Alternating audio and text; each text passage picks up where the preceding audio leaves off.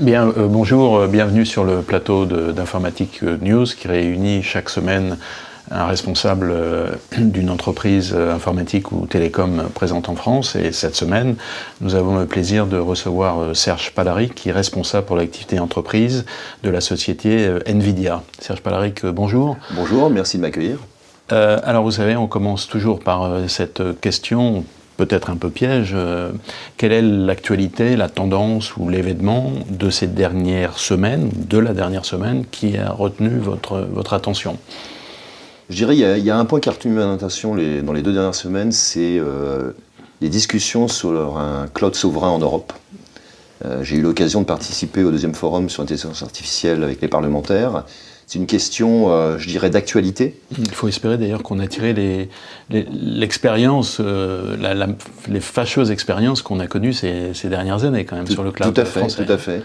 Et une des discussions a été la suivante, c'est-à-dire de dire qu'il n'y a pas que Google et Amazon qui peuvent offrir les services tels qu'ils les offrent aujourd'hui, notamment avoir des processeurs graphiques dans le cloud, accéder à l'intelligence pour un plus grand nombre dans le cloud. Il y a aussi des acteurs européens. Je vais en nommer quelques-uns, comme OVH, avec qui on a un partenariat très fort. Il y a Atos. Et puis, il y a Quant. Il y a Quant qui offre des services, de plus en plus de services, pas uniquement en France, en Allemagne aussi, et dans un certain nombre d'autres pays. Donc, il y a vraiment des solutions aujourd'hui qui sont disponibles en Europe et qui peuvent, je dirais, répondre aux besoins des utilisateurs et des utilisateurs dans l'informatique, des IT managers et des utilisateurs métiers aussi. Le problème, c'est que précisément, la réponse à l'interrogation que vous formuliez, c'est que les acteurs comme les Big Four, Amazon, Google, Microsoft, ils ont une force de frappe de promotion de communication qui est considérable. Et OVH et Atos et même Quant sont très loin derrière. Donc il faut qu'ils se... il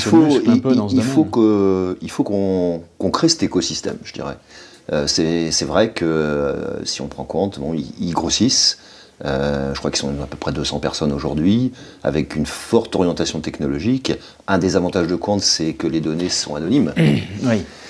Ça aussi, c'est très très important en liaison avec les nouvelles normes européennes, avec la GDPR. Je pense qu'il faut qu'on les aide, il faut qu'on leur fournissent les technologies, il faut qu'ils fournissent les technologies au même titre que les autres cloud providers, et il faut qu'on crée cet écosystème en Europe. Il faut qu'on crée cet écosystème. Il y a eu une initiative d'OVH, j'étais à l'OVH Summit, oui. par leur CEO, qui est de dire je vais créer un écosystème de grosses startups, en prenant des partenariats avec des startups dans une par pays majeur, je dirais en Europe, pour créer cet écosystème et offrir justement aux utilisateurs européens ce genre d'écosystème et d'environnement de travail. Très bien. Alors, on va parler d'NVIDIA, parce que vous êtes là pour ça. Et je dirais que la plupart de nos lecteurs connaissent NVIDIA plutôt par le biais des processeurs graphiques pour les jeux, soit pour eux-mêmes, quand ils étaient plus jeunes ou encore maintenant, soit pour leurs enfants. Il se trouve qu'en fait, vous êtes arrivé de manière un peu soudaine dans notre secteur, le data center, pour simplifier. Et si j'ai qu'un seul chiffre en tête, en 2 ans, vous avez multiplié par 6 votre activité sur ce secteur-là du data center. Tout à fait. Est-ce que vous pouvez expliquer finalement pourquoi une telle soudaineté et qu'est-ce que vous faites dans le data center ? Alors, je crois que ça peut paraître soudain pour les gens qui vivent à l'extérieur d'NVIDIA. Je vais juste faire en 1 minute un petit historique. On a lancé un langage de programmation des GPU, des corps des GPU, il y a 12 ans, qui s'appelle CUDA, C-U-D-A. Et en fait, c'est la ligne directrice que nous avons dans la société, et c'est transversal à toutes nos lignes de produits, y compris le gaming.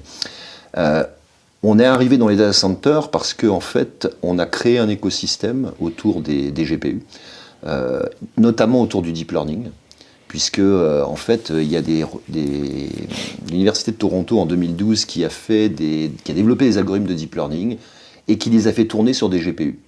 Et s'est aperçu que le taux d'exactitude de résultat, en fait, passait de 40% à 65%, 70% à cette époque.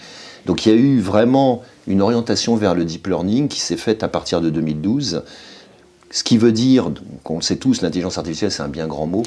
Oui. Qui veut dire qu'en fait, on a besoin de la partie apprentissage dans les data centers, donc on a besoin de beaucoup de puissance de calcul pour des grosses bases de données, des gros datasets, d'où notre avènement dans les data centers. Et il y a la partie inférence qui est l'exploitation de ces données. En fait. Donc vous diriez que c'est par le biais de l'intelligence artificielle que vous avez connu cette explosion dans le data center? Oui. Tout à fait. Et est-ce que, donc vous disiez, pour les gens qui sont extérieurs à NVIDIA, ça peut les surprendre, mais nous, ça ne nous surprend pas. En revanche, vous dites, ça fait 12 ans, et il a fallu 12 ans pour construire tout cet écosystème. Pourquoi ça a pris tant de temps? Parce que finalement, tout le reste n'était pas prêt pour que ça arrive? Je dirais, cet écosystème, on l'a construit depuis, à peu près une dizaine d'années. Il a fallu développer cet écosystème, il a fallu développer les outils autour de cet écosystème qui sont communs à toutes nos lignes de produits. Je dirais c'est pas si simple. Juste pour un petit rappel, chez NVIDIA, on a à peu près 12 000, 90% d'ingénieurs, et dans ces 90% d'ingénieurs, vous avez 70% d'ingénieurs logiciels. Ça peut paraître surprenant quand il faut on quand explique même ça. préciser que vous avez le même modèle que ARM, c'est-à-dire qu'en gros, vous faites de la conception, du design, mais vous ne fabriquez pas vos propres processeurs. Tout à fait. C'est un élément important. C'est un élément important. Alors, on design des architectures de GPU, de processeurs graphiques, qui sont compliqués. Juste pour vous donner une idée, définir une nouvelle architecture de GPU, c'est 5 ans de travail, c'est 1 milliard d'investissements. Et surtout, ce qu'on veut faire, c'est créer un écosystème autour de ces GPU. C'est pas simplement dire, voilà, on a une GPU, bon, on la vend, c'est un bout de hardware. Non, on a un écosystème, on a des librairies, on a des profilers, des debuggers, et on s'oriente de plus en plus aussi sur des écosystèmes par métier. D'accord. Alors donc vous êtes présent sur 4 marchés principaux que vous mentionnez. Donc on a dit le data center, vous venez d'expliquer ce que vous faites. Vous êtes présent aussi dans la visualisation. Vous êtes présent sur le gaming, mais évidemment c'est le marché historique qui représente encore une bonne partie de votre activité. Et puis le quatrième marché, c'est le véhicule autonome. Tout à fait. Donc qui est naissant, mais qui va peut-être arriver plus vite qu'on ne le pense aussi. Parlons un peu du HPC. Donc il y a eu la publication du top 500, là, vous savez, qui est publié 2 fois par an. Il se trouve que vous êtes partenaire d'IBM pour les 2 monstres là, que sont Summit et Sierra, qui sont en première et deuxième position. Et plus généralement, vous êtes présent sur plus d'un quart, et de loin le premier, pour tous les supercalculateurs qui ont des GPU ou des accélérateurs dans leur architecture. Est-ce que vous pouvez nous expliquer, et ça c'est une évolution qui est relativement récente, c'est-à-dire qu'il y a quelques années, on n'en était pas dans un phénomène aussi visible. Comment tout cela va évoluer, et est-ce que vous allez devenir finalement l'élément central du supercalculateur en détrônant un peu le processeur historique, qui est Intel pour le nommer? Alors, comme vous l'avez dit aujourd'hui, sur le dernier top 500 qui est paru la semaine dernière, on a à peu près 30% des supercalculateurs sont équipés de processeurs graphiques NVIDIA. C'est une tendance qui va aller en augmentant, due à 2 phénomènes pour moi. Le besoin de puissance de calcul, d'accord, de ce qu'on appelle le compute, et l'avènement de l'intelligence artificielle dans les data centers et dans ces supercalculateurs. Parce que ce qu'on voit aujourd'hui, c'est que les supercalculateurs vont servir à faire du HPC, mais vont servir aussi à l'intelligence artificielle. On voit une migration et une intégration des 2 mondes dans les mêmes supercalculateurs. Et qui dit intelligence artificielle, en plus de la puissance de calcul, dit beaucoup de GPU dans les data centers et dans les supercalculateurs. Si on prend le cas par exemple donc des 2 systèmes IBM, là, Summit et Sierra, donc il y a eu la présentation qui avait été faite par Ginny Rometty, la patronne d'IBM, le patron de NVIDIA, et donc c'est d'un côté les Power 9 et de l'autre les coprocesseurs NVIDIA. Est-ce que on doit s'attendre à une intégration un peu plus fine dans les systèmes, ou est-ce que ça va rester à peu près en l'état, l'architecture est établie? L'architecture est établie, on travaille énormément avec IBM mais aussi avec d'autres partenaires. On a développé avec IBM un bus qui permet d'interconnecter les GPU, les processeurs graphiques, qui s'appelle NVLink, et qui permet de voir, par exemple, dans certains systèmes, 8 ou 16 GPU comme une seule GPU avec une seule mémoire, donc qui permet de faire beaucoup plus de choses, beaucoup plus de calculs et beaucoup plus, je dirais, d'apprentissage si on parle d'intelligence artificielle. Parlons application un petit peu. Vous êtes présent sur, donc on a dit, le véhicule autonome, mais aussi la santé, la visualisation. Est-ce que vous pouvez citer des applications un peu emblématiques qui font appel à votre puissance de calcul? Je vais prendre la recherche sur le cancer, par exemple. Un chercheur qui lance des algorithmes pour faire sa recherche, on va dire, jusqu'à maintenant, il attendait quelques jours ou quelques semaines pour en avoir les résultats. Aujourd'hui, avec les dernières technologies de processeurs graphiques, notamment la Tesla V100, qui a 5120 corps programmables, aujourd'hui, il attend quelques heures. Quelques heures pour avoir ses résultats. Donc on voit que on est là aussi pour changer, je dirais, la façon de procéder, et on est là surtout pour aider un certain nombre de verticaux, de métiers, à résoudre des problèmes qui n'étaient pas, en fait, qu'on ne pouvait pas résoudre jusqu'à maintenant. Donc c'est pour ça que, bon, ça c'est un exemple dans la recherche. On parlait de la voiture autonome, effectivement, bon, on travaille avec les plus grands sur la voiture autonome. La voiture autonome, si vous prenez un peu de recul, c'est ce qu'on appelle un outil d'inférence. C'est-à-dire, c'est la voiture autonome va exploiter les données qui auront été appris, en fait, et elle va apprendre aussi au fur et à mesure. Enfin, c'est un peu inquiétant ce que vous dites, parce que si la voiture autonome doit apprendre à conduire, pendant qu'elle apprend, elle va pas apprendre à conduire, la voiture soucis. autonome, elle va apprendre surtout... Ce qui est compliqué dans la voiture autonome, c'est pas de conduire toute seule. On a fait un test il y a 3 semaines, aux États-Unis, on a fait naviguer une voiture autonome, avec bien sûr quelqu'un dedans, parce que c'est obligatoire, c'est la loi, Oui. pendant 90 km sans toucher au volant. À San Francisco, dans la Silicon Valley, elle a fait tout le tour, sans toucher au volant, et est revenue au point de départ. Ça, c'est pas compliqué. Ce qui est compliqué, c'est de gérer tout l'environnement autour de la voiture autonome. Et tous les cas qui peuvent se présenter, on le voit dans notre vie tous les jours, quand nous conduisons nous-mêmes, il y a un piéton qui traverse, un chien qui traverse, et tout ça, ce qu'on fait aujourd'hui, on le simule grâce à la puissance des processeurs graphiques.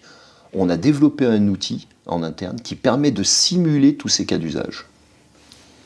Et est-ce que vous pensez que NVIDIA, finalement, l'activité historique qui est le gaming, a atteint un peu son apogée, et que finalement votre développement de demain, c'est toutes ces applications-là?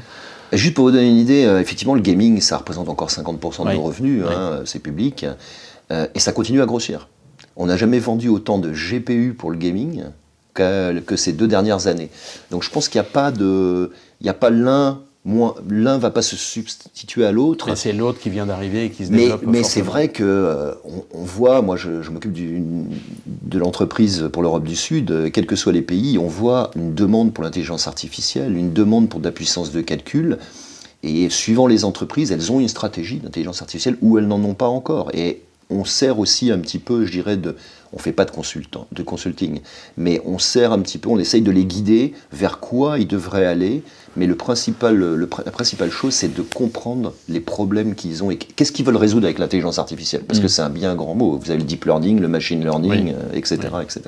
Et est-ce que, d'un point de vue un peu plus général, vous n'avez pas le même problème que rencontre Intel, à savoir que finalement vous êtes un peu caché, vous êtes à l'intérieur, et donc ils ont eu cette fameuse campagne marketing qui était absolument géniale, c'est Intel Inside, et obliger les fournisseurs à dire moi aussi je suis là et c'est grâce à moi que tout ça peut arriver.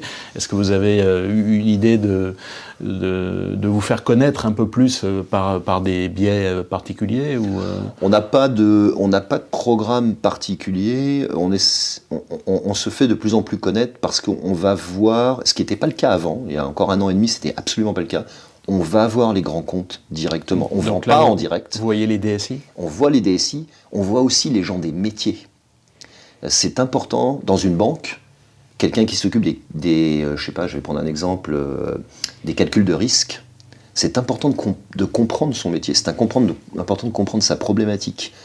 Et c'est pas la peine d'aller proposer des produits NVIDIA si on n'a pas compris cette problématique. Oui. Et donc là, on discute avec ces gens-là, on échange, on fait des proof of concept, on apprend aussi, parce qu'on ne connaît pas tout, on n'a pas la prétention de tout connaître, on apprend. Et depuis 1 an et demi, effectivement, qu'on a mis en place ces équipes qui vont voir les DSI, qui vont voir les gens des métiers dans les entreprises, dans différentes verticaux, c'est vrai qu'on est de plus en plus connus. Et ils sont assez réceptifs à ce que vous proposez? Tout à fait. Après, ça va dépendre des verticaux. Il y a des verticaux, vous l'avez mentionné, qui sont plus en avance. La voiture, tout ce qui est automobile, tout ce qui est pharmacie, biopharmacie, imagerie médicale. On voit que les banques aujourd'hui sont en train de bouger très très fortement sur l'intelligence artificielle. Et puis d'autres secteurs comme le retail aussi, qui a un certain nombre de problématiques dans les magasins, etc., qui a besoin de l'intelligence artificielle et d'un certain nombre d'algorithmes pour résoudre ces problèmes. Très bien. Alors, un dernier point qui est un petit peu plus délicat. Il se trouve que là, ces derniers jours, les marchés ont été un peu bousculés, marchés financiers, en particulier les GAFA, mais pas seulement, et vous en faites partie. Il se trouve que depuis le 1er octobre, l'action est passée de 289 à 150, enfin c'est à peu près l'ordre de grandeur, donc c'est quand même très significatif. Bon, évidemment, si on regarde sur une plus longue période, depuis l'introduction en bourse, les gens qui ont investi sur Nvidia, ils doivent être assez contents. Assez contents, je pense. Mais néanmoins, sur cette chute brutale et récente, on a un peu de mal à comprendre parce que les fondamentaux semblent bons, vous avez de très bons résultats, des bénéfices conséquents, et les prévisions, on en a parlé par l'intermédiaire de tout ce que vous avez expliqué, les prévisions sont bonnes. Donc on se demande finalement quelles sont les raisons qui pourraient expliquer une telle dégringolade. Je pense que ce qu'on appelle la cryptocurrency, en fait, oui. est un des éléments, on l'a très clairement dit, même le trimestre d'avant, que nous ne voulions pas inclure dans nos résultats des résultats de cryptocurrency. C'est pas un marché qui nous intéresse, disons. Alors pour mémoire, citons le Bitcoin qui est passé de 20 000 à 5 000. Voilà, c'est un marché qui est instable, qui est très fluctuant. Mais qui n'est pas très important dans votre activité. Qui n'est pas très important pour nous, et si vous voulez, on ne met pas d'emphase dessus, qui est très important pour certains de nos concurrents, mais qui n'est pas très important pour nous. Pourquoi ? Parce qu'on a beaucoup de cartes qui sont dédiées aux gamers, qui sont achetées par les gens pour faire de la cryptocurrency. Ah, oui. Et c'est pas la vocation première de nos cartes. C'est une sorte de jeu, non ? Ouais, voilà, c'est une sorte de jeu, on peut prendre les risques comme on le veut. C'est un marché complètement instable. Effectivement, vous l'avez dit, c'était à 20 000 ou voire plus il y a encore quelques semaines, c'est descendu à 5 000 et puis ça peut-être remonté. On peut pas, je dirais, bâtir une stratégie là-dessus. On peut pas compter sur ce genre de business pour grossir et pour aller aux prochaines étapes qu'on veut avoir. Je pense qu'on est relativement clair. Comme vous l'avez dit en introduction, on a 4 business. On est en train de développer d'autres business aussi, plus sur l'embarqué, par exemple les caméras intelligentes, les systèmes de radar. On travaille avec des grosses compagnies en France et à l'étranger sur ce genre de choses. Et effectivement, on préfère se focaliser sur ce genre de business et grossir le business autour de l'intelligence artificielle, qui pour moi n'est qu'à son départ, soyons honnêtes. On n'en est qu'au départ. Voilà ce qui explique un petit peu, je pense les baisses des actions, mais on n'est pas les seuls concernés. Non, ça c'est clair. Toutes les valeurs technologiques. Oui, Apple, pour ne citer que lui. Voilà. Et puis il y a aussi les problèmes entre les USA et la Chine sur les taxes, etc., qui viennent rajouter, je dirais, de la tension sur les marchés. Mais je veux dire, on ne s'affole pas plus que ça. On a une ligne de conduite. Jensen, notre CEO, drive la société telle qu'il veut la driver, il sait exactement où il veut aller dans les années qui viennent, et donc il n'y a pas de souci particulier. Très bien, écoutez, on va rester sur cette note positive. Serge Valaric, merci beaucoup. Merci beaucoup.